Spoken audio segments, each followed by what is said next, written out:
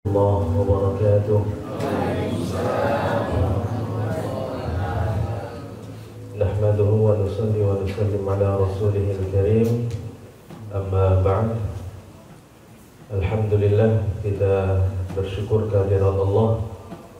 Pagi hari ini kita masih dapat bersama-sama hadir ke rumahnya Allah untuk melaksanakan kewajiban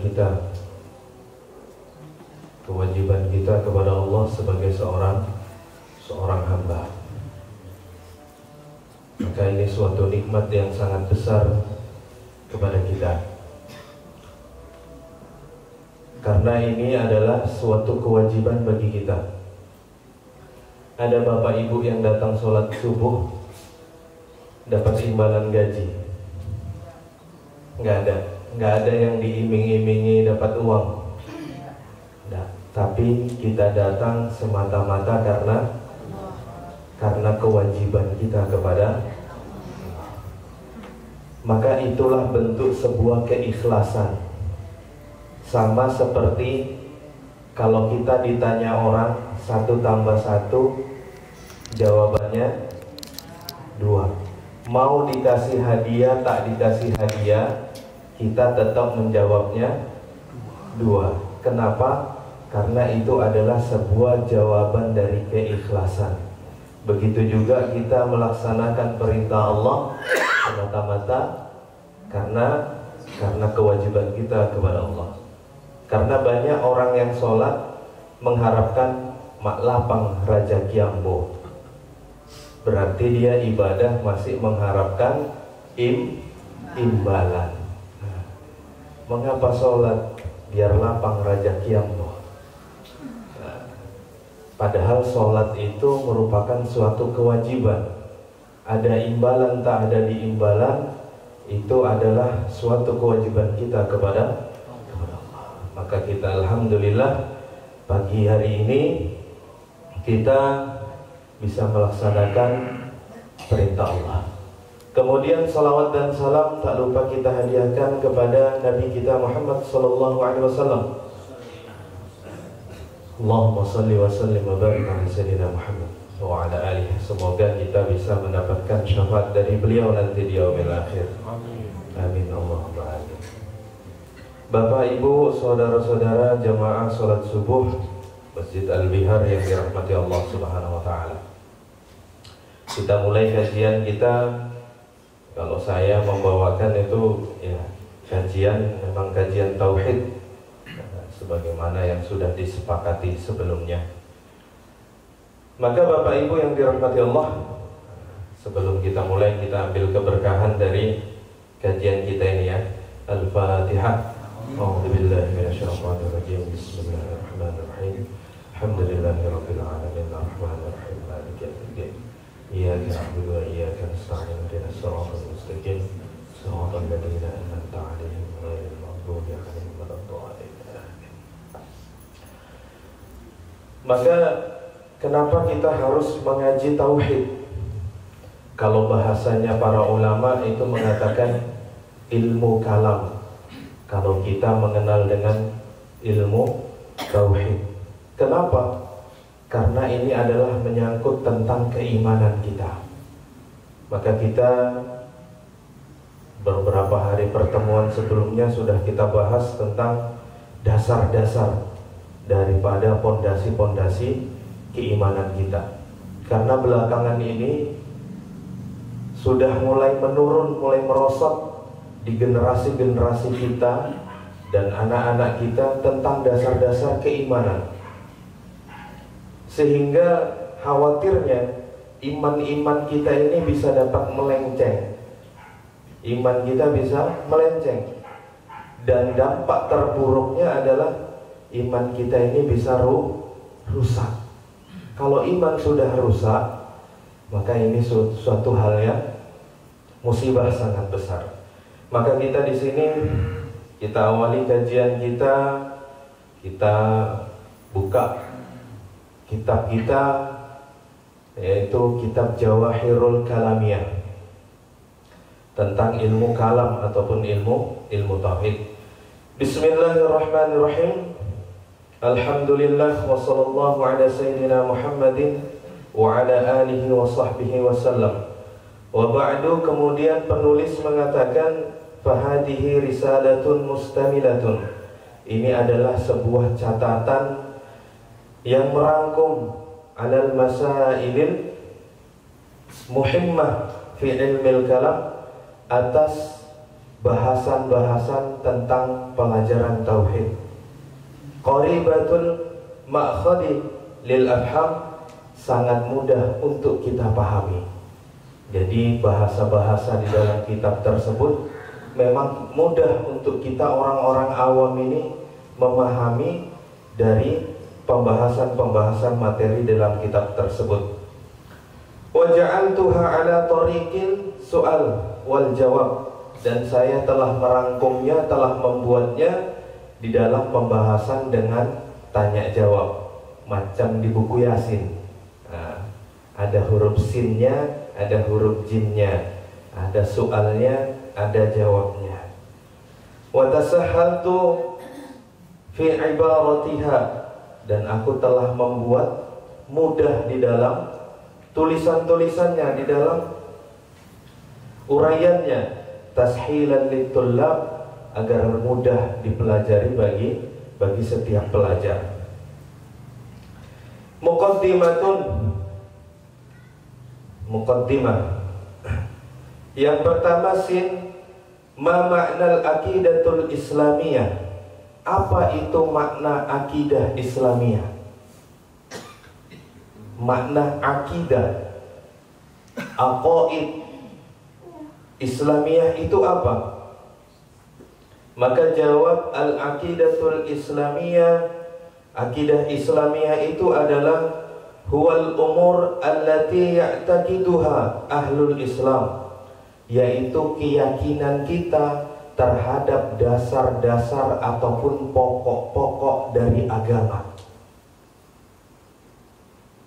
Keyakinan kita terhadap dasar-dasar pondasi ataupun pokok-pokok di dalam agama yang menyebabkan yajzimuna bisihhatiha, sehingga keislaman kita, keyakinan kita itu benar-benar bisa diterima, benar-benar sah. Maka ini sebuah pondasi dalam agama Islam yang harus betul-betul kita yakini, kita pegang teguh. Kalau dasarnya sudah salah, maka bangunan itu akan mudah rubuh. Tapi kalau dasarnya itu kuat, semakin tinggi lantai bangunannya, maka insya Allah bangunan tadi akan tetap kuat. Kenapa? Karena ada dasar pondasi keyakinan di dalam agama tersebut. Maka soal lagi, ma ma'nal Islam, apa maknanya Islam? Islam itu maknanya apa? Maka jawab, al-Islam, Islam adalah huwal iqraru bil lisan. Islam itu adalah mengungkapkan dengan lisan, yaitu kita syahadat asyhadu an la ilaha illallah wa asyhadu anna Muhammadar Rasulullah. Itu harus diungkapkan.